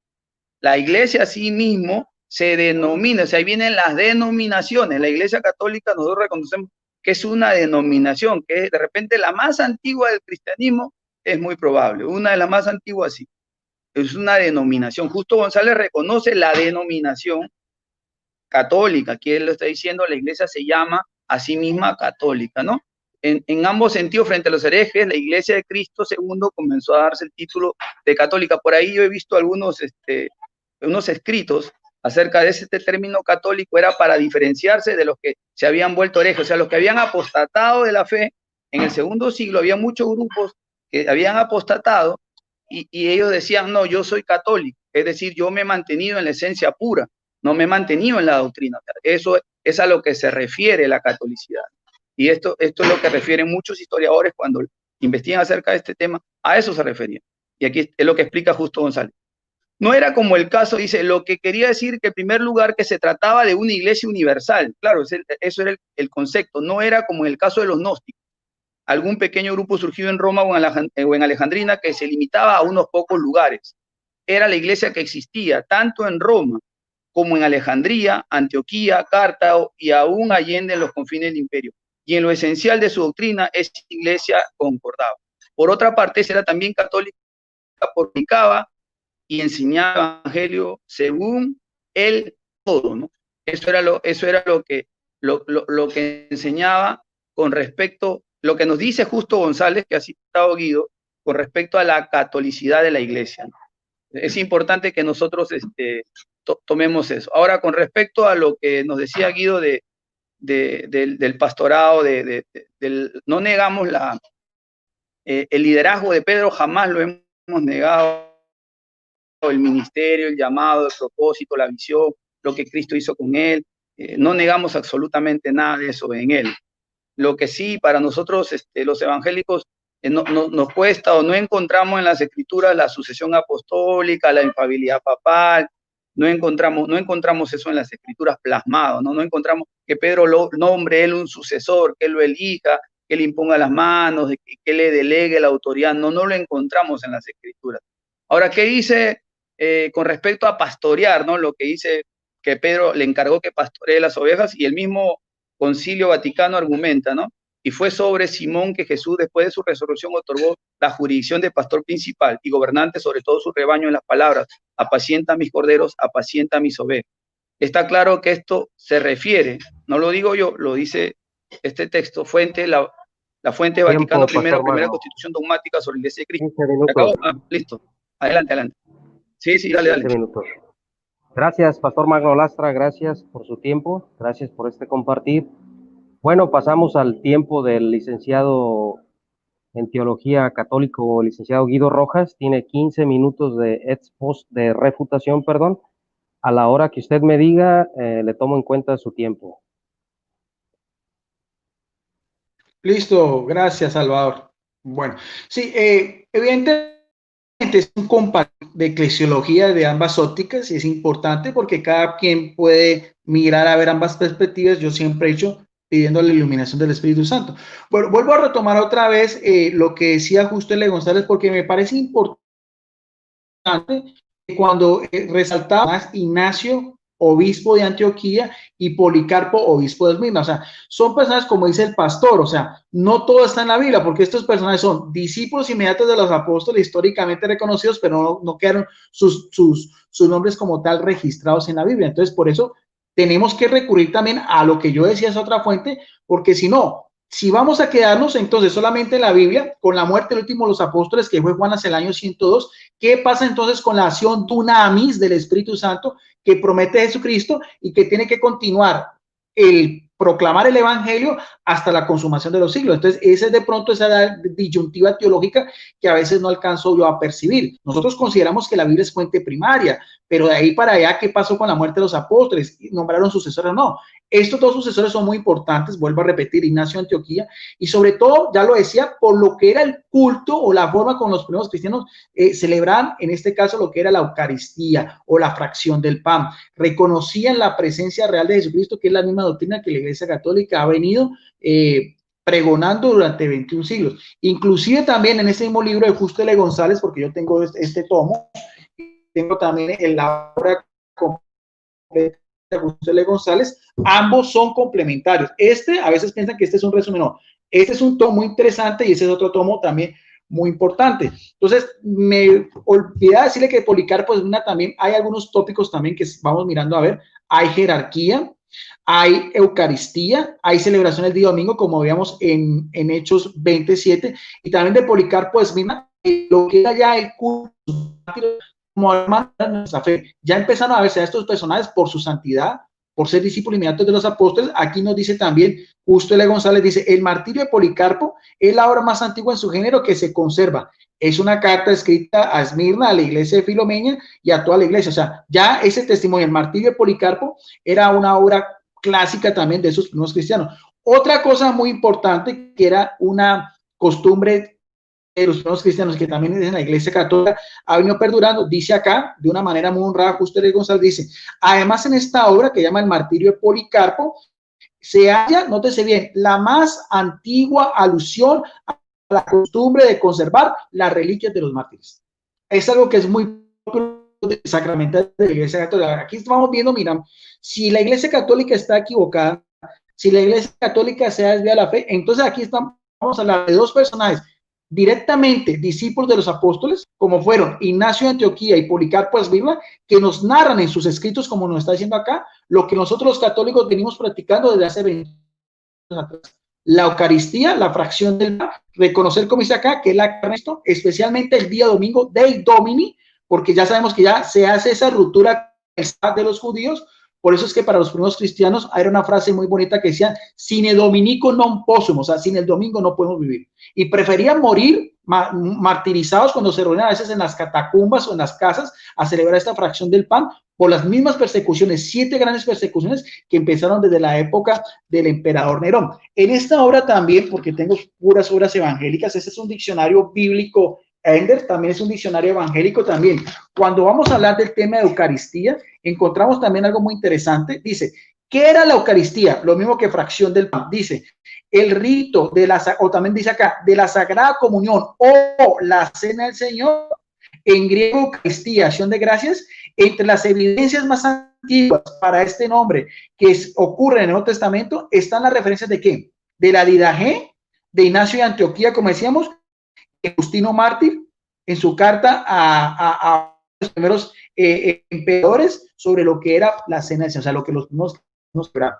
Porque es importante, mire, es la misma corpus doctrinal que la Iglesia Católica. Nos diferenciamos de los evangélicos donde dicen que la Cena del Señor es algo simbólico, es una mera conmemoración, es un acto nomás recordatorio. No, para la Iglesia Católica es la presencia real de Jesucristo en las especies del pan y el vino, testificados, como decíamos acá, en un discípulo inmediato de los apóstoles que fue episcopo, que le decíamos, como decíamos, tenía ese título de hijo de Dios, y que también escribió 7 cartas, están plasmadas. Esos no son documentos espurios ni esas cosas, son documentos que hasta los mismos historiadores evangélicos tienen acceso, y donde nos da esta gran información, como decíamos, de la Eucaristía, del día domingo, y también de lo que era la reliquia y el culto de los mártires. Otra vez, del libro de la Biblia de Charles Carl Ralbert, también, nos da también, dice también, al final, panorama de la Iglesia de Jesucristo, unas notas explicativas. Nótese bien que estamos hablando de eruditos evangélicos, no solamente como decía el pastor Justo de González, no, aquí estamos hablando también de Charles Carl Ralbert, también una Biblia de estudio importante. Dice también, los padres apostólicos, o sea, desde el año 95 al año 150, nos da un resumen muy importante de lo que ellos creían, y que tenemos que constatar que es la misma dunamis, acción del Espíritu Santo que interrumpidamente sigue actuando. Dice así, están vinculados con la tradición apostólica, amaban el Antiguo Testamento mediante el hincapié de la tripología y las profecías cumplidas en Cristo, todo lo referente al Antiguo Testamento, procuraron la edificación de la iglesia, sabemos que la iglesia de Jesucristo, que continuó la labor con los apóstoles. La epístola de Clemente de Roma escribió a Corinto para fomentar la unidad contra las divisiones mediante la obediencia a quienes, a los titulares de cargos eclesiásticos. Estamos hablando también de un episcopo en Roma, que es la sede actual del Papa Francisco, 267 el sucesor desde el apóstol Pedro y el apóstol Pablo, que eso será mi conclusión. Menciona el viaje de Pablo a España también. Ignacio escribió carta a la iglesia de Asia, oponiéndose ¿qué? A esas herejías que empezaron como eran los docetistas, el cual negaba la verdadera humanidad de Cristo y apremiaban a la obediencia de ¿quiénes? De los obispos, de los presbíteros y de los diáconos gobernantes. Primera mención de una orden en 3 vertientes. ¿Ve? La llamada epístola de Bernabé, otra también unos clásicos literarios de esa misma tradición cristiana, presenta la muerte de Cristo por tipo y alegoría, la cual así es necesaria la ley mosaica para la salvación. La segunda epístola de Clemente a los Corintios ilustra la forma y el contenido de la predicación del siglo II.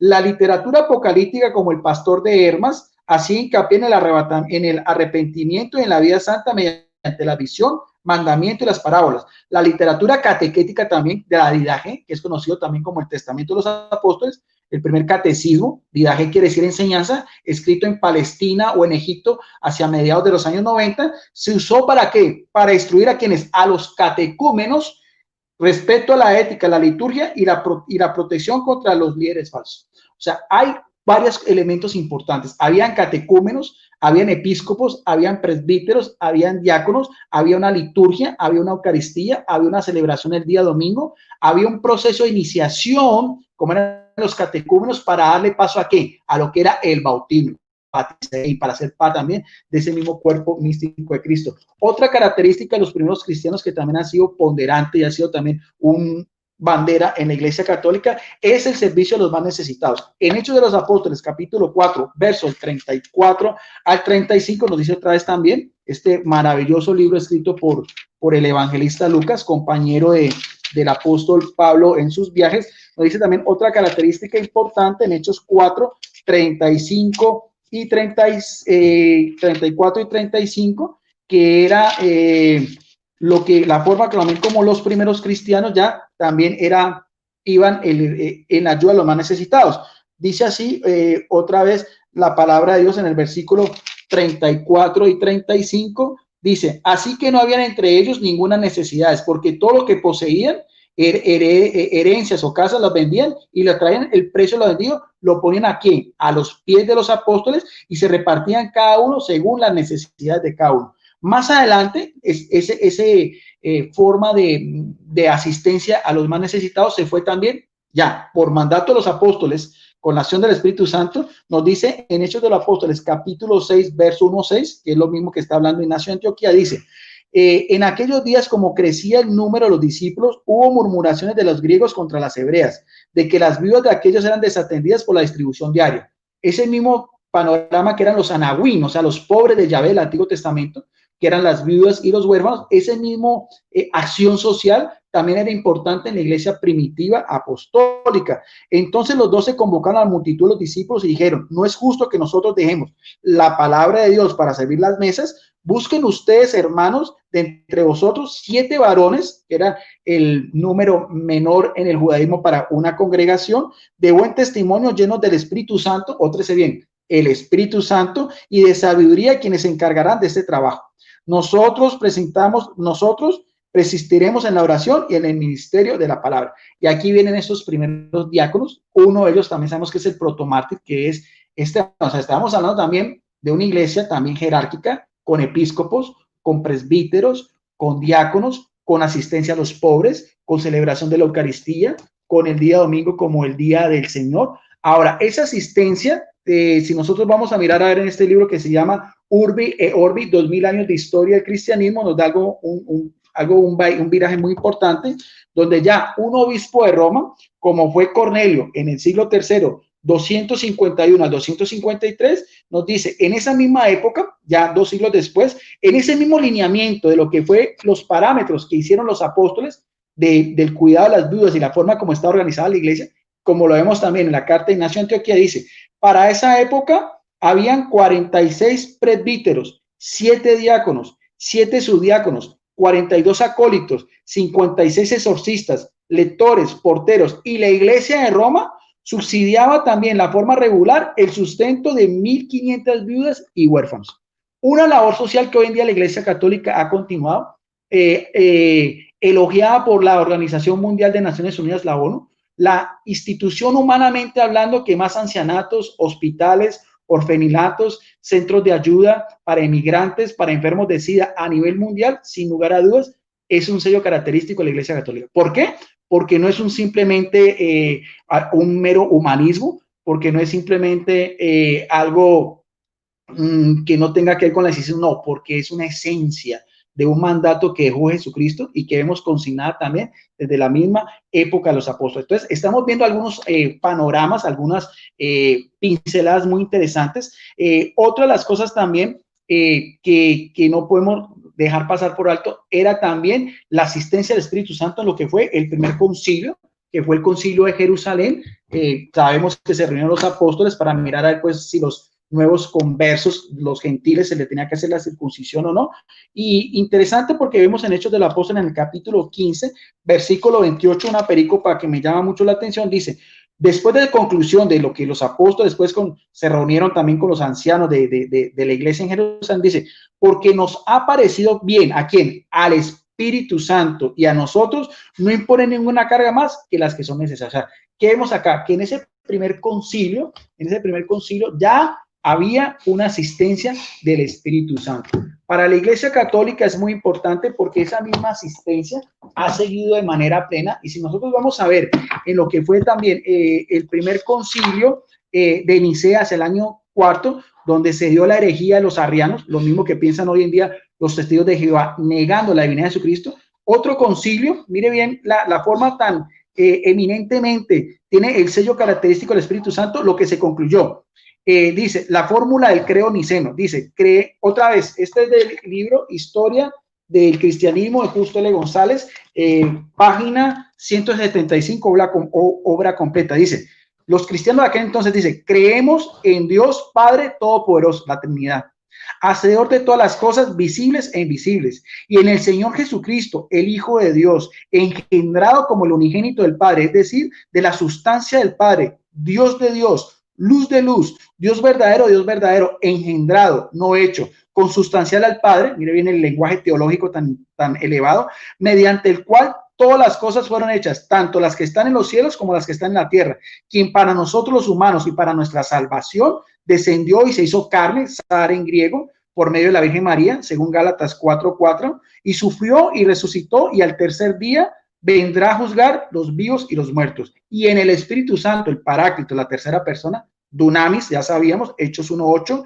y quienes digan, pues, que hubo cuando el Hijo de Dios no existía, negando su preexistencia, y que antes de ser engendrado no existía, y que fue hecho de las cosas que no son, o que fue formulado de otra sustancia o esencia que no es la divina del Padre, como aparece en el prólogo de Juan 1:1, o que sea una simple criatura, lo mismo de la herejía hoy en día de los testigos de Jehová, que en aquel entonces su padre espiritual fue Arrio, un ex sacerdote que fue combatido enérgicamente por un gran patriarca como fue Atanasio de Alejandría. Dice, o que es inmutable o variable, esa verdad de fe que nos une a los cristianos, lo más importante, reconocer en Jesucristo, verdadero Dios y verdadero hombre, algo que quedó plasmado en este documento, lo que fue el Concilio de Nicea, dice, el que niegue todo esto será anatemizado, o sea, será apartado, ¿por qué? Por la Iglesia Católica. O sea, la Iglesia Católica que tenía ese sello del siglo I, la Iglesia Católica que le dio ese nombre, 15 minutos, Guido. Policarpo de Esmirna, hasta nuestros días, Salvador.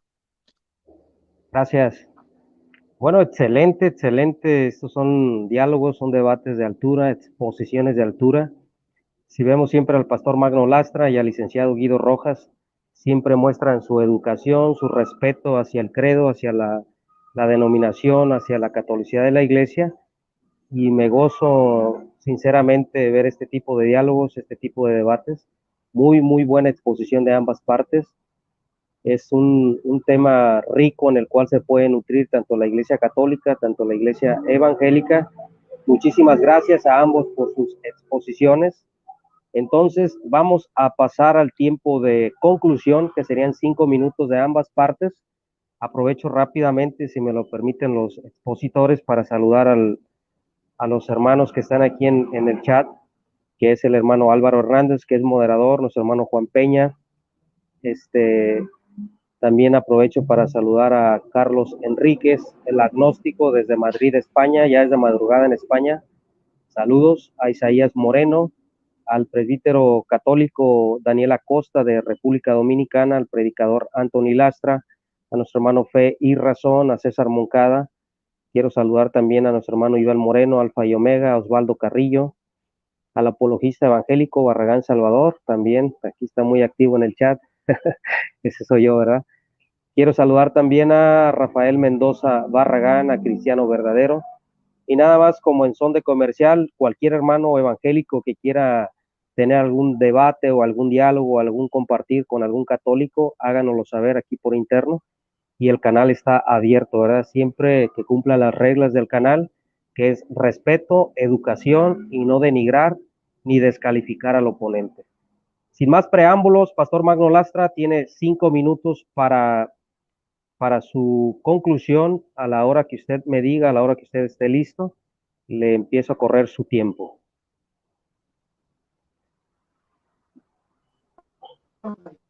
Sí, bueno, muchas gracias, Salvador. El tema es muy, muy interesante y a la vez es un tema muy amplio. Agradecer a todos los que están en el chat y a sus comentarios. Que Dios los bendiga infinitamente. Bien, lo que nosotros sí, para concluir, no aceptamos es esa prerrogativa de exclusividad, ¿sí? Salvador, ¿algo? Se prendió el... bueno. Bien, voy a tomar algunas de las conclusiones. Lo que nosotros consideramos que no es correcto es esa prerrogativa de exclusividad que presenta muchas veces, no sé si toda la Iglesia Católica, sino muchos miembros de la Iglesia Católica presentan esta prerrogativa de exclusividad de ser la Iglesia de Cristo, y eso nosotros no estamos de acuerdo, no compartimos eso. Estamos seguros de que Jesús vino a redimir a su iglesia, la compró con su sangre, y somos todo aquel que cree en Él y que deposita su fe en ese Señor y Salvador, y le sirve con un corazón sincero y vive para Dios. Consideramos que es parte de esa iglesia universal del cuerpo de Cristo, ¿no? Lo que ha sido difícil de probar un poco a lo largo de la historia, bueno, históricamente vemos que la iglesia de Cristo se ha manifestado correctamente en congregaciones locales, siempre hemos visto eso, cuya comunión no necesariamente dependía de una jerarquía humana centralizada, ¿no? No hemos encontrado en los primeros siglos una jerarquía centralizada, básicamente lo que es la figura del papado, sino lo que se resaltaba en ese momento, y es lo que tratamos de resaltar hoy las comunidades evangélicas, es la fidelidad a la doctrina de Cristo y los apóstoles, como se expresa en las Escrituras. La Iglesia de Roma le ha costado probar también que él ha tenido siempre una autoridad universal, ¿no? Ciertamente no lo tenía en las iglesias del Oriente, a pesar de las afirmaciones que sostiene. Y esto también llevaron a un cisma en el siglo XI, porque a veces se levanta por ahí esa falacia de la supuesta unidad de la iglesia y que el problema o la división ocurrió en el siglo XV o XVI con la Reforma Protestante, que hasta ese siglo todo era felicidad y todo era unidad.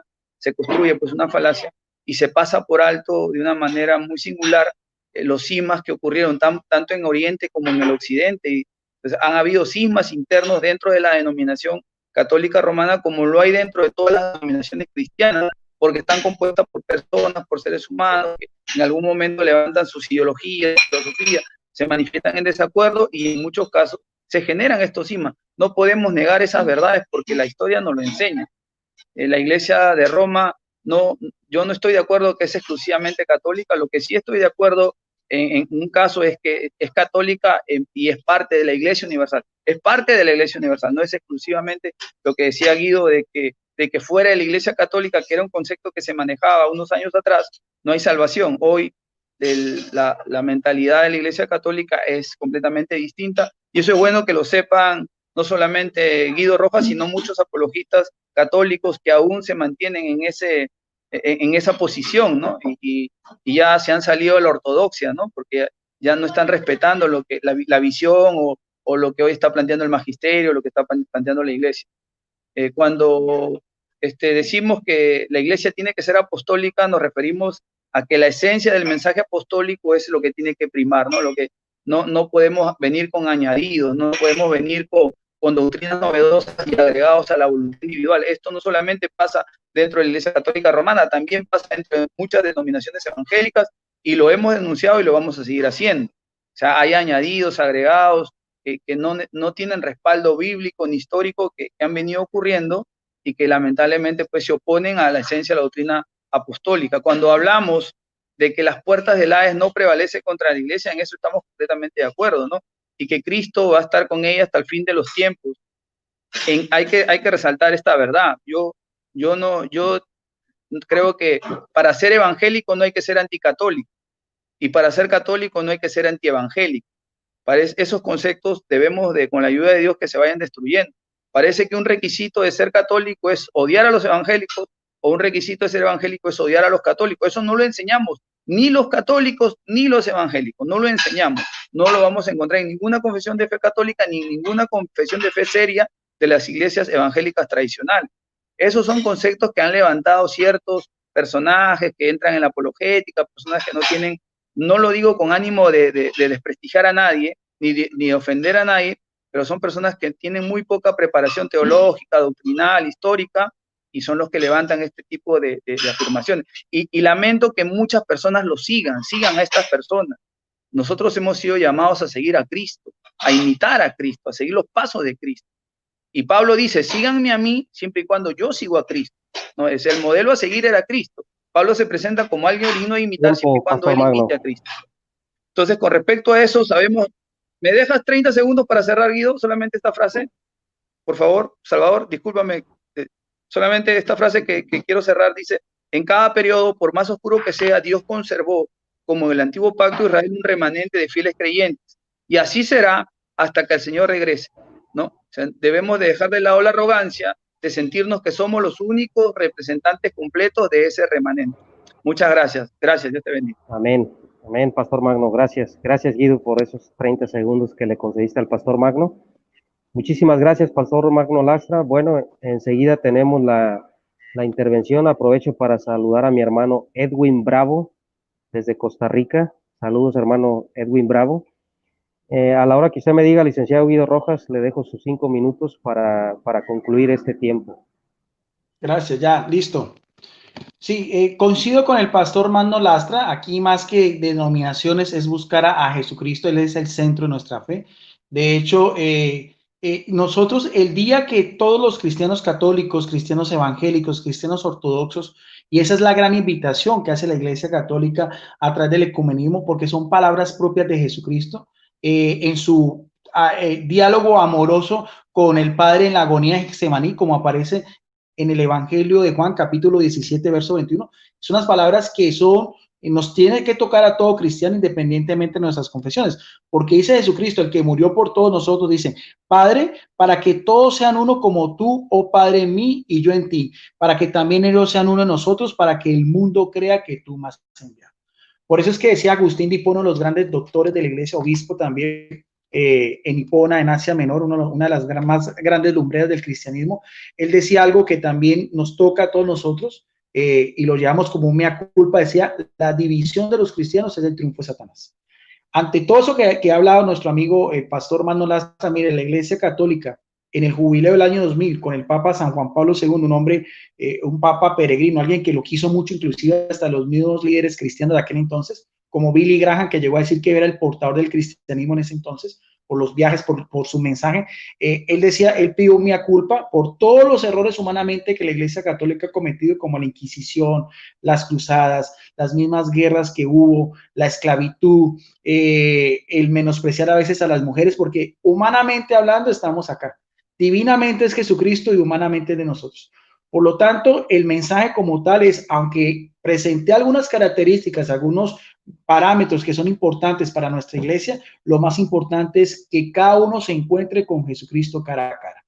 Por eso decía el Concilio Vaticano II, termino con esto, que hay tres cosas que nos unen con todos los cristianos, que es Jesucristo, nuestro Dios y Salvador, las Sagradas Escrituras como la palabra de Dios, bajo la inspiración del Espíritu Santo, tanto el Antiguo como el Nuevo Testamento, y también pensamos que el bautismo, como lo veíamos también desde el mismo conversión de 3,000 personas, como un requisito para el cual la persona se incorpora a ese cuerpo de Cristo, y como era el mismo procedimiento que tenían que hacer los catecúmenos, a veces hasta una formación de 2 años, para poder integrar esa comunidad de cristianos. No siendo más por el momento, yo le agradezco al pastor Manuel Lastra, lo aprecio, lo admiro, sé que es un pastor muy activo y me encanta mucho el pastor, aunque no conozco mucho de su congregación, pero sé que el pastor hace una labor social muy bonita con la gente pobre, y eso para mí es una característica de lo que debe ser alguien que guía a una comunidad en el amor al prójimo, como eran nosotros mismos, que fue lo que nos dejó Jesucristo en esa hermosa parábola de lo que es el buen samaritano. Bendiciones para el pastor Manuel Lastra, bendiciones para Salvador Barragán, para toda la audiencia que nos está en este momento acompañándonos, y como siempre, que sea el Espíritu Santo el que nos ilumine y nos lleve en este caminar hasta encontrarnos finalmente con nuestro Dios y Salvador, y lo podamos ver cara a cara, tal cual es, y donde Él va a ser todo en todos, que ese es el reino de Dios que Él prometió aquí en la tierra, por el cual predicó el evangelio y murió en la cruz. Bendiciones, gracias. Gracias a ambos, gracias licenciado Guido Rojas por este tiempo de conclusión. Bueno, no sé si los expositores quieren saludar a alguien en especial, les doy unos segunditos, algún tiempo, si tienen por ahí alguna persona que quieran saludar.